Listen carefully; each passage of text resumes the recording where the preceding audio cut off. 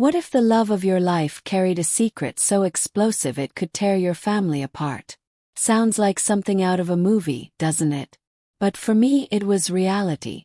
Falling in love is supposed to be beautiful, uncomplicated, and filled with promise. But what happens when that love is labeled forbidden?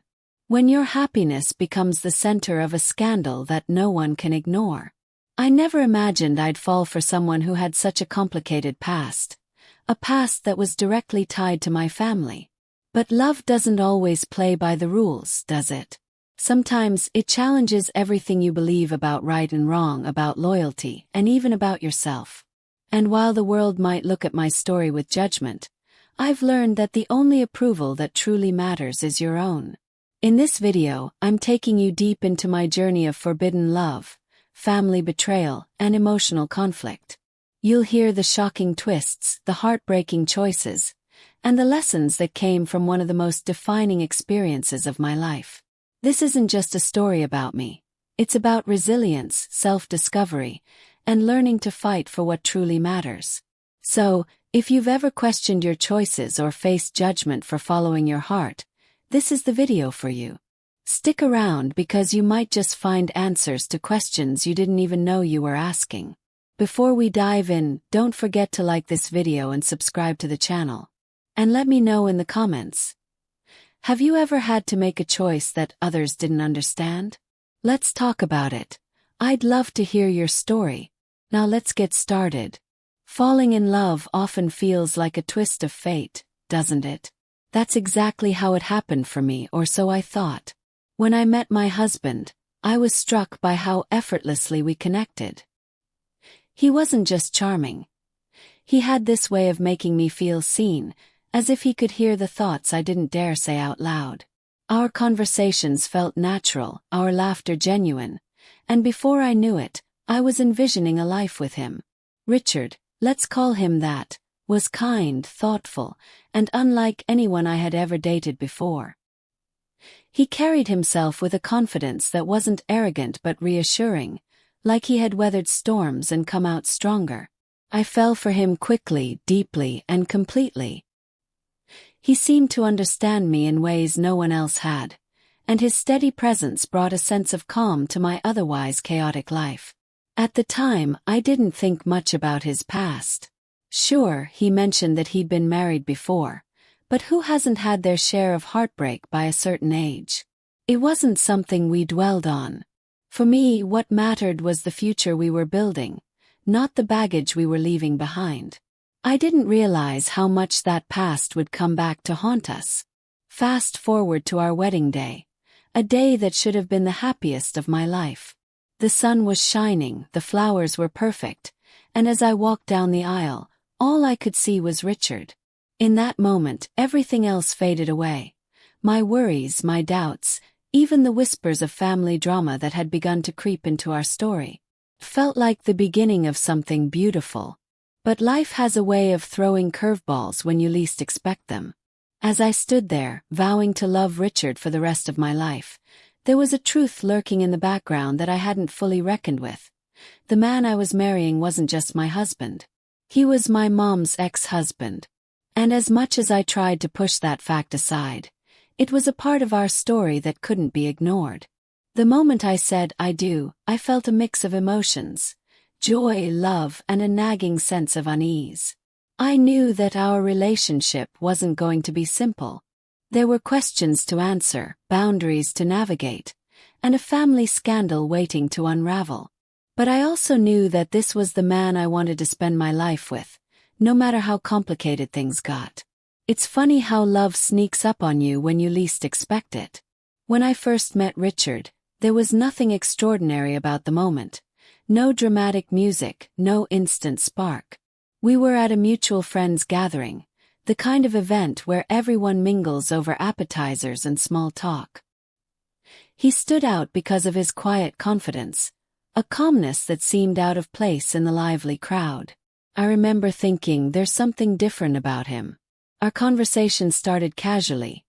Work, travel, hobbies. But within minutes, it felt like we'd known each other for years. He had a way of listening that made you feel like the only person in the room, and I was drawn to that. He was charming, yes, but not in a rehearsed or flashy way. It was more like he just knew who he was and wasn't trying to prove anything. As the night went on, I found myself gravitating toward him.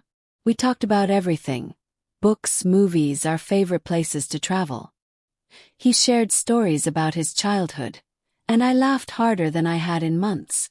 There was an ease to our connection that felt almost too good to be true. By the end of the night, I realized I didn't want the conversation to end. We started seeing each other regularly after that. At first, it was just coffee dates and long walks, moments where we could really talk and get to know each other. The more time we spent together, the more I admired his thoughtfulness and depth. He wasn't just someone I enjoyed being around. He was someone I respected. He had a way of making me feel seen and understood, and that was something I hadn't experienced in a long time. But as our connection grew, so did the questions. He was older than me, not by a huge margin but enough for people to notice. He had this quiet wisdom about him, like he'd lived through things I couldn't even imagine. I was curious about his past, but I didn't push. He told me he'd been married before, and while that piqued my curiosity, I didn't want to pry. After all, everyone has a history, right? It wasn't until a few months into our relationship that I stumbled upon the truth, completely by accident. We were at my mom's house for a casual family dinner.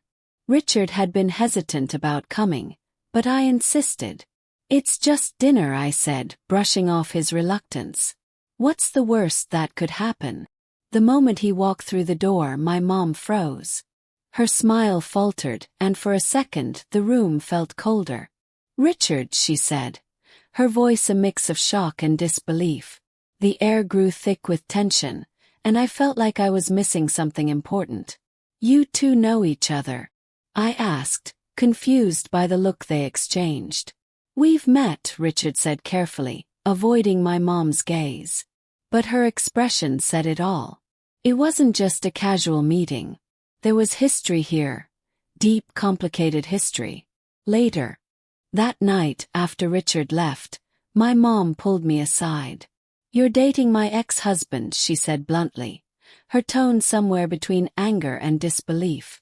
Her words hit me like a punch to the gut. I could barely process them. Her ex-husband. My mind raced with questions. Why hadn't he told me? Why hadn't she? The emotional conflict was overwhelming. I felt betrayed, confused, and a little embarrassed that I hadn't pieced it together sooner. When I confronted Richard about it, his reaction was calm but apologetic. "I didn't know how to tell you," he said, his voice steady but filled with regret. "It was a long time ago, and I didn't think it mattered anymore." He explained that their marriage had been brief, a youthful mistake that ended amicably. "I didn't want my past with her to overshadow what we have," he added, looking at me with pleading eyes. His explanation made sense, but it didn't erase the tension I felt. The revelation added a layer of complexity to our relationship that I hadn't been prepared for. It wasn't just about us anymore. It was about my mom, my family, and the tangled web of emotions that came with this forbidden connection. As I lay awake that night, my mind replayed the events of the evening over and over. The love I felt for Richard hadn't changed, but my perspective on our relationship had. Could we move forward from this? Could I navigate the moral dilemmas and family drama that now seemed inevitable? And most importantly, was I ready to fight for a love that was already so complicated? In the days following that dinner, my mind was a battlefield. I couldn't stop thinking about the shock on my mom's face, the tension in the room, and the sheer weight of the revelation that Richard was her ex-husband.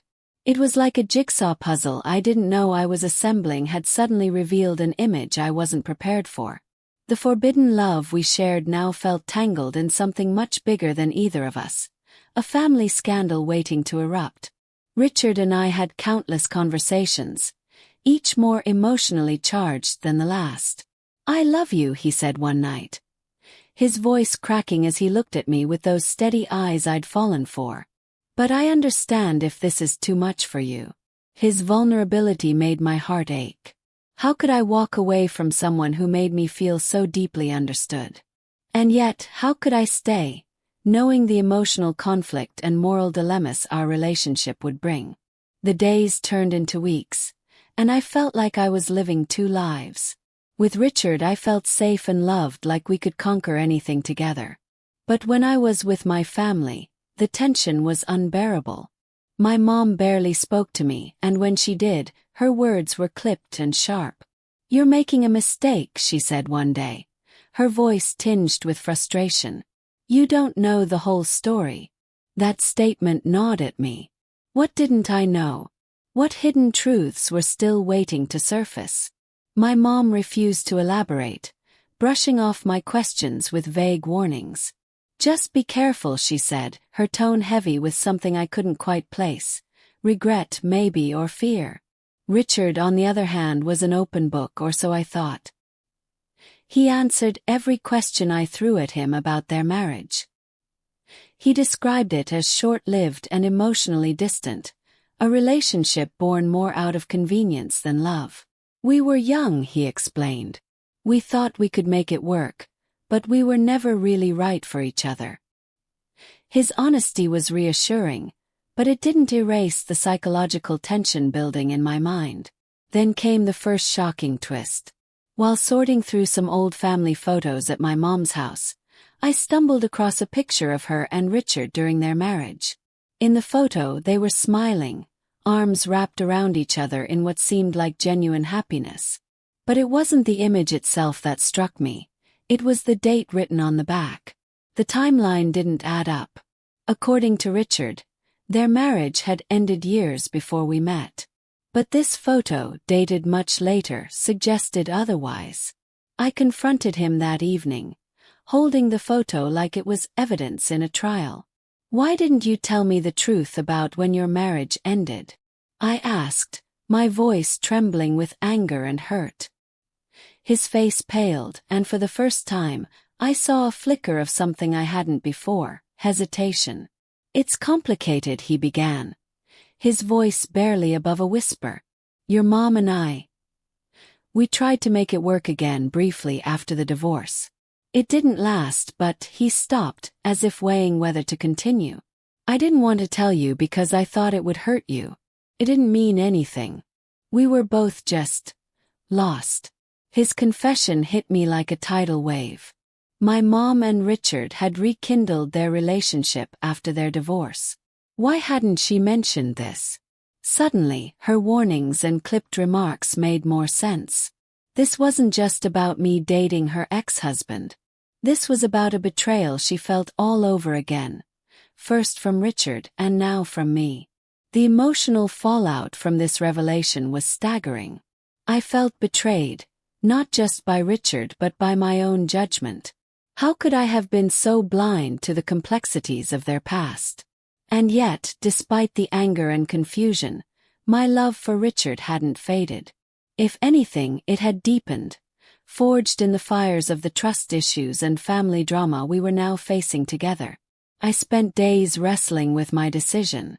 Should I walk away and salvage what was left of my relationship with my mom? Or should I stay, knowing that this forbidden relationship would only grow more complicated with time? Ultimately, I chose to pursue the relationship, not because it was easy but because it felt right. Love, even when it's messy and imperfect, deserves a chance. But as I took that step forward, I couldn't shake the feeling that this was just the beginning. The hidden truths about Richard's past were like cracks in a dam, and I knew it was only a matter of time before the next revelation came crashing through. Telling my mom about my relationship with Richard wasn't something I had planned. If anything, I had been avoiding the inevitable for as long as I could. The weight of her disapproval hung over me, suffocating and unrelenting, and I knew that the moment I told her the truth, everything would change. But after the dinner where she discovered our relationship, there was no more hiding. The secret was out, and it was time to face the storm head-on. The day I sat her down to talk, my stomach churned with a mix of anxiety and dread. I had replayed this conversation in my mind 100 times, but nothing could have prepared me for the look on her face when I said the words out loud. I'm in love with Richard. Her reaction was immediate. A sharp intake of breath, followed by a look of sheer disbelief. You can't be serious, she said, her voice laced with both anger and sadness. Do you have any idea what you're doing? I tried to explain, to rationalize my feelings, but she wouldn't let me get a word in. He's my ex-husband, she said, her voice rising with every word. How can you even think this is okay? Do you have any idea what you're putting me through? Her words hit me like a punch to the gut. I had expected anger, maybe even disappointment, but the raw pain in her voice was something I hadn't anticipated. You don't understand, I said, my own voice trembling. This isn't about you, it's about me and Richard. I love him, Mom. And he loves me. But even as I said the words, they felt inadequate. How could I explain something so complicated, so deeply personal, to someone who saw my relationship as a betrayal of everything we'd built as a family? Her response was brutal. You love him. Do you even know who he is? Because the man I married, the man who broke my heart, he isn't someone you can trust. Her words sent a chill down my spine. What didn't I know? What was she hinting at? I pressed her for answers, but she shut down, refusing to elaborate. You'll see for yourself, she said, her tone cold and final. You'll learn the hard way, just like I did. The days that followed were a blur of strained conversations and tense silences. My mom refused to talk about anything other than the basics, and every interaction felt like walking on eggshells. My siblings, caught in the middle, tried to mediate, but their efforts only made things worse. She just needs time, my brother said one night, his tone filled with resignation. This isn't something she's going to get over easily. But time didn't seem to heal the wounds. If anything, it made them deeper. My mom's anger simmered beneath the surface, manifesting in passive-aggressive remarks and subtle digs. She stopped inviting me to family gatherings, claiming it would be too awkward with Richard in the picture. When I confronted her about it, she simply said, "You made your choice and I've made mine." The emotional conflict was overwhelming. I felt like I was being forced to choose between the man I loved and the family that had always been my anchor. And as much as I wanted to believe that love would be enough to bridge the gap, the reality was far more complicated. Every attempt to mend the rift seemed to backfire, leaving me feeling more isolated and uncertain than ever. Then came the next revelation, one that changed everything. While searching for an old photo album at my mom's house, I stumbled across a stack of letters tucked away in a drawer. They were addressed to Richard, written during their marriage, but it was the tone of the letters that caught me off guard.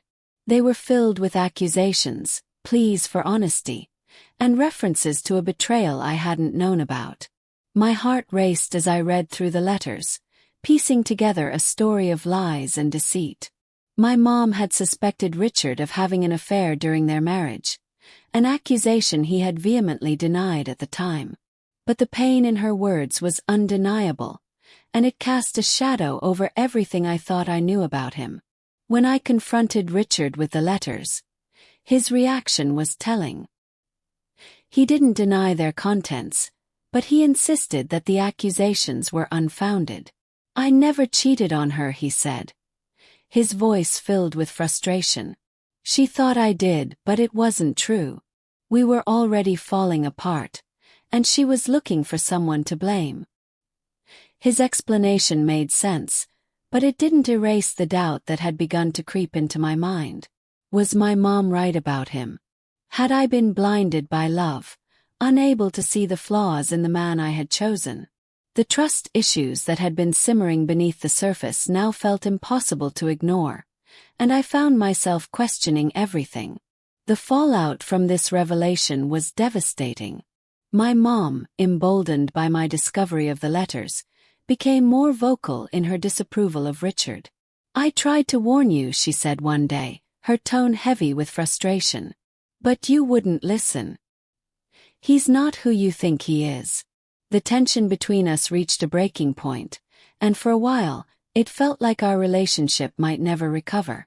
I was caught in a web of family betrayal, forbidden love, and moral dilemmas that seemed impossible to untangle. And as much as I wanted to believe that love would be enough to weather the storm, the cracks in my relationship with Richard were beginning to show. But even in the midst of the chaos, I couldn't let go of the hope that there was a way forward. I wanted to believe that the emotional conflict, the family drama, and the devastating revelations were just obstacles on the path to something greater. But deep down, I knew that the road ahead would be anything but easy. The letters I found were just the beginning.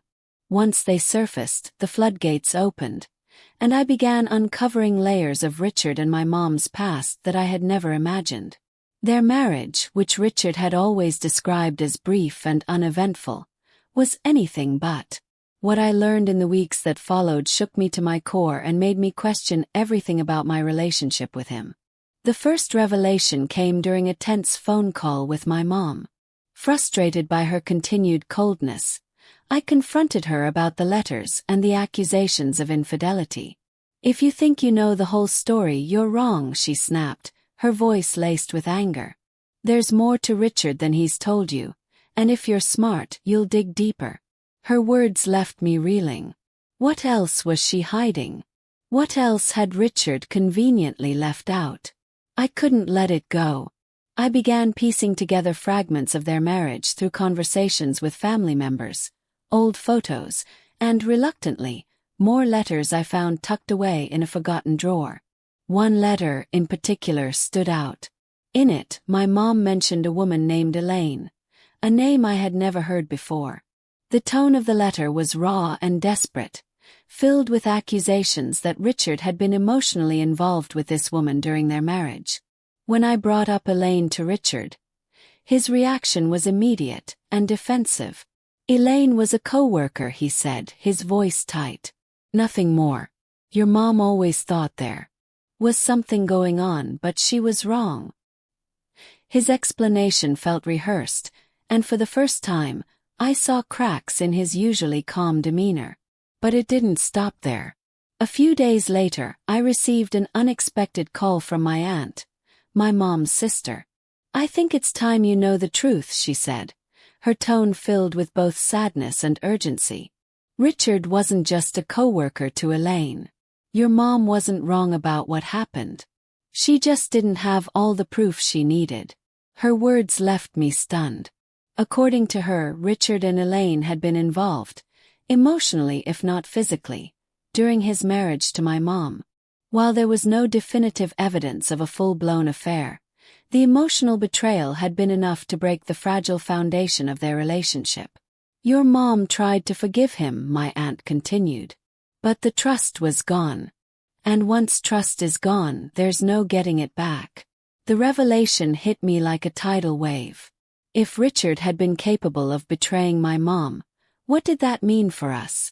The trust issues that had been simmering beneath the surface of our relationship now felt impossible to ignore. I confronted Richard again, this time with the new information. His reaction was a mix of frustration and resignation. "I never cheated on your mom," he insisted. "But I won't deny that I crossed some lines. I wasn't the best version of myself back then." His honesty was both reassuring and devastating. On one hand, he was admitting to his mistakes, owning up to the emotional betrayal that had contributed to the collapse of his marriage. On the other hand, it made me question whether I could ever fully trust him. If he had crossed lines once, what was stopping him from doing it again? The emotional conflict was overwhelming. I felt like I was living in two parallel worlds, one where Richard was the man I loved, the man who made me feel safe and valued, and another where he was the source of my family's pain and betrayal. The psychological tension was unbearable, and I found myself questioning not just my relationship with Richard, but my own judgment. Had I been blinded by love? Had I ignored the red flags because I didn't want to face the truth? But the revelations didn't stop there. During a particularly heated argument with my mom, she dropped another bombshell. Did he tell you about the money? She asked, her voice dripping with disdain. Did he tell you how he manipulated me into helping him pay off his debts? I stared at her, confused and horrified. What are you talking about? I asked, my voice trembling. She went on to explain that during their marriage, Richard had racked up significant debts, some of which he had convinced her to cover. He was charming, she said bitterly. He made me believe we were a team, that we'd get through it together. But in the end, I was the one left holding the bag. When I confronted Richard about this, his response was guarded. Your mom's twisting the story, he said. Yes, I had debts, and yes, she helped me. But it wasn't manipulation. We were married. We were supposed to support each other. His explanation made sense, but it didn't erase the doubt that had begun to take root in my mind. The hidden truths about Richard's past were like a puzzle I couldn't piece together. Every revelation added a new layer of complexity, a new question I didn't know how to answer. Was he the man I thought he was, or was he someone else entirely? And more importantly, could I trust him to build a future with me, knowing the mistakes he had made in the past? As I wrestled with these questions, I realized that the road ahead was only going to get more complicated. The family drama, the forbidden love, the devastating revelations, they weren't just obstacles to overcome. They were the foundation of the life I was trying to build with Richard. And as much as I wanted to believe that love would be enough to weather the storm, the hidden truths about his past made me wonder if some storms are simply too powerful to survive. The fallout from my relationship with Richard wasn't limited to just my mom. The moment word spread through my family, it felt like I had become the subject of a scandalous soap opera, with everyone eager to weigh in on my choices. The whispers, the judgmental glances, the hushed conversations that stopped the moment I entered the room. It was all too much. I had expected resistance, but I hadn't anticipated just how isolating the family backlash would feel. First, it was subtle. Relatives would forget to invite me to gatherings or casually ask if I was still seeing that guy. The way they said "that guy," as if Richard were some unspeakable mistake, made my blood boil. It didn't matter how much I tried to explain my love for him or justify our relationship. Their minds were already made up. To them, I wasn't just in love. I was making a life-altering decision that defied every unwritten rule of family loyalty. My siblings were caught in the middle, torn between supporting me and staying on my mom's good side. My brother, always the mediator, tried to play it neutral. I don't want to pick sides, he said one night, his voice heavy with frustration. But can you at least understand why Mom feels the way she does? His words stung, not because they were unfair, but because they forced me to confront the reality of how deeply my choices were affecting everyone around me. But my sister wasn't as diplomatic. How could you do this? She asked during one particularly heated argument. Do you even care about what this is doing to Mom? To all of us. Her words were a punch to the gut, and I found myself struggling to respond. Of course I cared.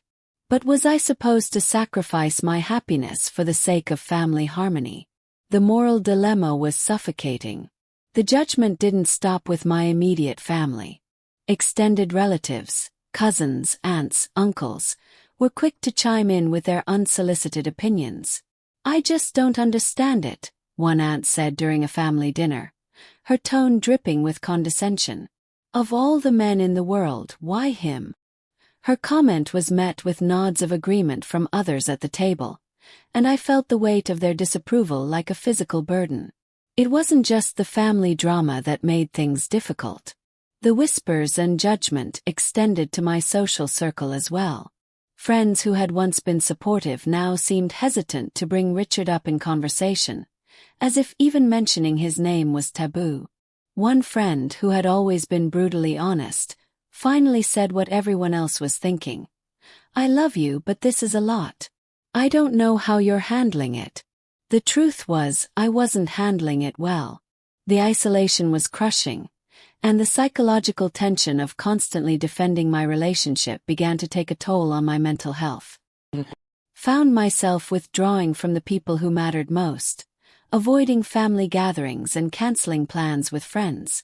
It was easier to stay home, where I didn't have to face the judgment and whispers that seemed to follow me everywhere. Richard tried his best to be my rock, but even he wasn't immune to the backlash. My family's coldness toward him was palpable, and it left him feeling like an outsider in a life he was trying so hard to be a part of. "I knew this wouldn't be easy," he said one night as we sat together on the couch, his voice filled with resignation. "But I didn't realize how much it would hurt." Despite the isolation, there were moments of support that reminded me I wasn't entirely alone. A cousin I hadn't spoken to in years reached out unexpectedly, offering a shoulder to lean on. "I know what it's like to make a choice that no one else understands," she said. Her words were a lifeline, a reminder that love and understanding could still exist amidst the chaos. Therapy also became a crucial part of navigating the judgment and isolation. My therapist encouraged me to set boundaries with my family, reminding me that their approval wasn't a requirement for my happiness. "You can love your family and still choose yourself," she said during one particularly emotional session. Her advice gave me the strength to start reclaiming my sense of self, even in the face of relentless criticism. The family backlash forced me to reevaluate what I valued most in my relationships, with Richard, with my family, and with myself. It was a painful process, one that required confronting the trust issues and family betrayal that had been festering beneath the surface for months. But through it all, I began to realize that love, real, messy, complicated love, was worth fighting for. Still, the judgment and whispers didn't disappear overnight. They lingered, a constant reminder of the scandalous marriage that had upended my family's dynamic. And as much as I wanted to believe that time would heal the wounds, I couldn't shake the feeling that there were still more hidden truths waiting to surface, truths that could either bring us closer together or tear us apart for good. Fighting for love isn't something you imagine doing when you first fall for someone. In those early days, love feels effortless, like the world is conspiring to bring you closer. But as Richard and I faced wave after wave of challenges, judgment, isolation, and the scars of his past, I realized that real love isn't about avoiding struggles. It's about choosing to stand together, even when the ground beneath you feels like it's crumbling. The first step in fighting for our relationship was acknowledging just how much the external pressure was affecting us.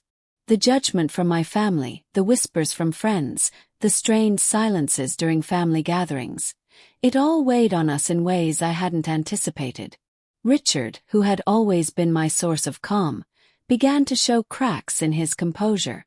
"I feel like I'm constantly being tested," he admitted one night, his voice heavy with frustration. "Like no matter what I do, it's never going to be enough for them." His vulnerability broke my heart. He wasn't wrong. No matter how much he tried to prove himself, my family's opinion of him remained firmly rooted in the past. But their resistance wasn't just about him, it was about us. Our relationship was a constant reminder of the forbidden love and family betrayal they couldn't forgive or forget.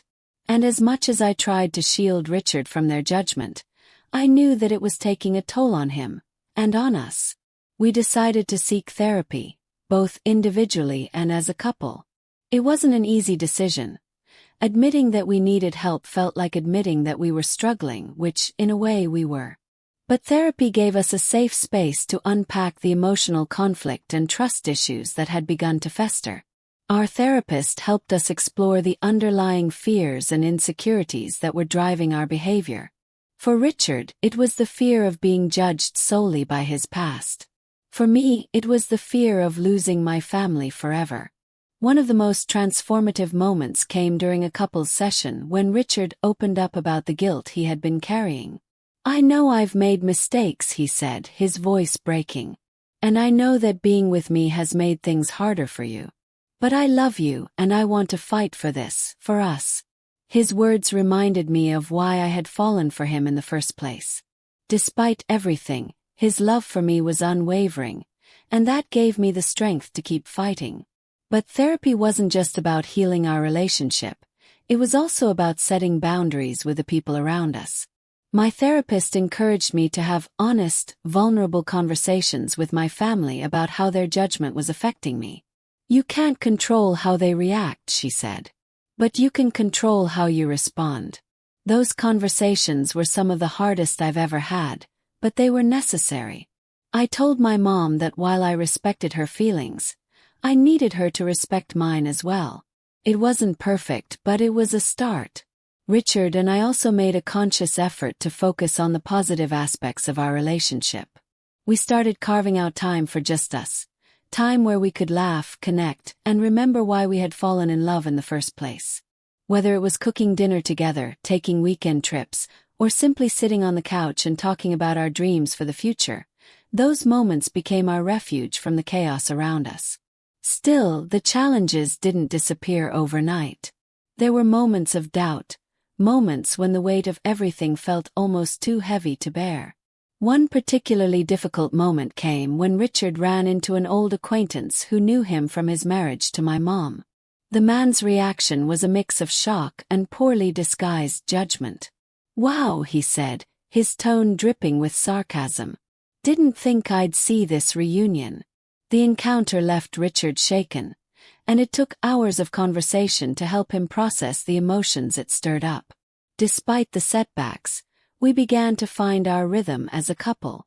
We learned to communicate more openly, to confront issues head-on rather than letting them fester. Richard shared more about his past, things he had been hesitant to discuss before, and I found myself understanding him in ways I hadn't before. His honesty, though sometimes painful, brought us closer. It reminded me that love isn't about perfection. It's about growth and resilience. But the most surprising revelation came during a family gathering. My mom, who had been the most vocal opponent of our relationship, pulled me aside and said something I never expected to hear. "I still don't understand it," she admitted, her tone softer than it had been in months. "But I can see that he makes you happy. And maybe that's what matters most." Her words weren't a full endorsement, but they were a step toward reconciliation, a small but meaningful victory in the fight for our love. The journey wasn't easy, and there were still challenges ahead. But as Richard and I stood together, facing the world as a team, I realized that love isn't just about the moments of joy. It's about the moments of struggle, the moments when you choose to stay, to fight, to believe in something bigger than the obstacles in front of you. And for us, that belief was enough to keep moving forward. Looking back, it's almost surreal to think about everything Richard and I went through. Our story wasn't just a love story. It was a journey through emotional conflict, family betrayal, and moral dilemmas that tested us in ways we never expected. But through it all, I've learned some of the most profound lessons about love, family, and resilience. Lessons I carry with me every single day. The first and perhaps most important lesson was about authenticity. For so long I felt trapped by the expectations of others, what my family thought I should do, how society might judge me, or what my relationship should look like. But the truth is, no one else is living your life. No one else wakes up in your shoes. I realized that if I kept making decisions based on what others wanted, I would never find true happiness. Choosing Richard meant choosing myself, my heart, and my authenticity, even when it felt like the world was against me. I also learned that love isn't a fairy tale. It's not about finding someone who completes you or makes everything perfect. Love is messy, complicated, and often uncomfortable. It requires patience, trust, and an unwavering commitment to growth, both as individuals and as a couple. Richard and I faced challenges that could have torn us apart, but instead, they forced us to confront our fears, communicate openly, and lean on each other in ways we never had before. It wasn't always easy, but it was worth it. Another valuable lesson was about boundaries, both with myself and with others. For a long time, I tried to balance everyone's emotions, to play the peacekeeper between Richard and my family. But that role was unsustainable, and it left me drained. I learned that setting boundaries isn't selfish. It's necessary. It's okay to say no, to step back, and to protect your mental and emotional well-being. Boundaries don't mean you love someone any less. They mean you love yourself enough to prioritize your needs. The experience also redefined my understanding of family. Growing up, I believed that family was unbreakable, that it was the one thing you could always count on. But this journey taught me that family is just as imperfect as any other relationship. It's not about blindly accepting or forgiving. It's about finding common ground, even when you don't agree. My mom and I are still working on rebuilding our bond, and while it's not the same as it was before, it's evolving into something more honest and perhaps more meaningful. One of the hardest lessons was about forgiveness. Forgiving Richard for his mistakes, forgiving my mom for her anger, and most importantly, forgiving myself for the choices I made. Forgiveness doesn't mean forgetting or excusing what happened. It means letting go of the resentment that keeps you stuck in the past. It's a process, one that takes time and effort, but it's incredibly freeing. Resilience was another key takeaway. There were moments when I felt like giving up, when the weight of judgment and conflict felt too heavy to bear. But those moments taught me that resilience isn't about being unshakable. It's about finding the strength to keep going, even when everything feels impossible. It's about allowing yourself to feel the pain, process it, and then rise from it stronger than before. Finally, this journey taught me the power of perspective. What seemed like a devastating revelation in the moment became an opportunity for growth and self-discovery. The challenges we faced forced me to reevaluate my priorities, my values, and my definition of happiness. They showed me that even in the darkest times, there's a path forward. You just have to be willing to take it. As I reflect on these lessons, I feel a deep sense of gratitude, not for the pain but for the growth that came from it. Richard and I are still building our story one day at a time, and it's far from perfect. But it's ours. And that, to me, is worth everything. For anyone watching this who might be facing a similar situation, I want you to know this. You're stronger than you think. The road ahead might be difficult, but it's also filled with opportunities for growth, healing, and love. Trust yourself, lean into the discomfort, and never forget that you have the power to create the life you want, no matter what anyone else thinks. When I think about everything that's happened, I realize just how much this experience has reshaped my understanding of love, trust, and family. It's not the story I ever imagined for myself, but it's one that has taught me lessons I never knew I needed. Through the heartbreak, the judgment, and the emotional conflict, I've come to appreciate the beauty in imperfection and the strength that comes from embracing life's messiness. Richard and I are still writing our story, and it's far from a perfect one. But it's real. It's built on love, resilience, and a commitment to understanding each other in ways that go deeper than surface-level connections. The challenges we've faced haven't broken us. They've shaped us, forcing us to grow individually and together. And while I can't predict what the future holds, I know this. We're in it together, for better or worse. My family, too, has begun to find a new kind of balance. The road to reconciliation has been bumpy, filled with difficult conversations and moments of doubt. But slowly, we're rebuilding, creating a dynamic that, while different from what it once was, is rooted in honesty and a mutual desire to move forward. Forgiveness doesn't erase the past, but it does allow you to build a future, and that's what we're trying to do. As I close this chapter, I want to leave you with this. Life is rarely as simple as we want it to be. Relationships are messy, people are flawed, and the path forward isn't always clear. But that's where the magic happens. In the chaos, in the uncertainty, in the moments when you choose to keep going, even when it feels like the world is against you. Love, family, and trust are worth fighting for, but only if you stay true to yourself in the process. Now, I'd love to hear from you. Have you ever been in a situation that challenged everything you thought you knew about love or family? How did you navigate it? What did you learn? Share your story in the comments. I truly believe that by sharing our experiences, we can help each other grow stronger.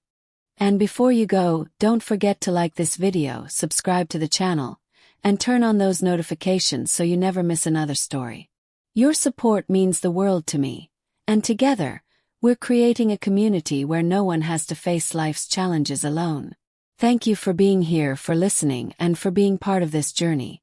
Until next time. Life has a way of throwing us into situations that challenge everything we thought we knew about love, loyalty, and family. My story wasn't easy to live through, but it taught me that even in the face of judgment and betrayal, you have the power to shape your own path. It's not about being perfect or making everyone happy. It's about staying true to yourself, even when the world is against you. Now, I want to ask you, are there relationships in your life that need a closer look? Are you holding on to something because it's comfortable? Or are you fighting for what truly makes you happy?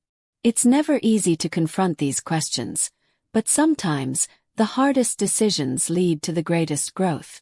Imagine what your life could look like if you let go of the fear, the judgment, and the doubt. What's stopping you from taking that first step? Share your thoughts in the comments. I want to hear your stories, your struggles, and your breakthroughs. Let's start a conversation about what it really means to live authentically. Before you go, make sure to like this video, subscribe to the channel, and hit the notification bell so you don't miss our next story. We're building a community here, one that's about learning, growing, and finding strength in our shared experiences. Thanks for being a part of it, and I can't wait to see you in the next video. Until then, take care of yourself and keep fighting for your happiness.